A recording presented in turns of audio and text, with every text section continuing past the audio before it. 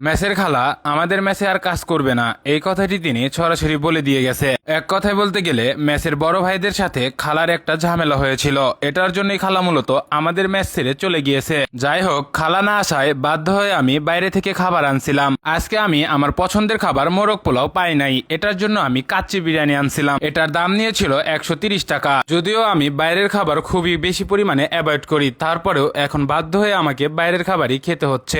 130 টাকা হিসেবে আমার কাছে রাইসের কোয়ান্টিটি অনেকটাই বেশি মনে হয়েছিল। তার পাশাপাশি বেশ বড় সাইজের 2 পিস খাসির মাংস ছিল।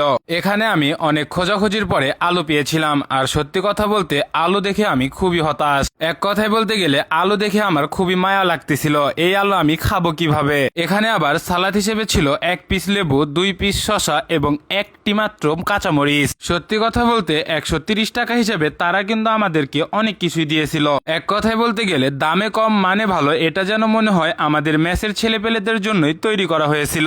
যাকে আমি এখানে ভালোভাবে আলু দিয়ে ভাত মেখে এক লোকমা খেয়েছিলাম। যদি আজকের বিরিয়ানির কথা বলি, আমার কাছে খেতে ভালোই লাগতেছিল। বিশেষ করে রাইসে তেলের পরিমাণ খুবই অল্প ছিল, এটার জন্য খেতে আরো বেশি ভালো লাগতেছিল। 2-1 লোকমা আলু দিয়ে খাওয়ার পর আমি এখানে সালাদ আর মাংস দিয়ে 1 লোকমা ট্রাই করেছিলাম। যদি আজকের মাংসের কথা বলি, আজকের এই মাংসগুলো অনেকটাই সফট ছিল, এটার জন্য ভাত দিয়ে মেখে খেতে বেশ ভালো লাগতেছিল। এখানে আমি এক্সট্রা করে আবার লেবু চটকিয়ে ভালোভাবে ভাত মেখে খাওয়া শুরু করেছিলাম। সবশেষে যদি আজকের বিরিয়ানির কথা বলি, আমি এটাকে দেব 10 আউট অফ 10। যদিও বা স্বাদের দিক থেকে আমি এটাকে দিতাম 8 আউট অফ 10, কিন্তু কথা হচ্ছে 130 টাকার মধ্যে আমার কাছে এই খাবারটা বেস্ট মনে হয়েছিল।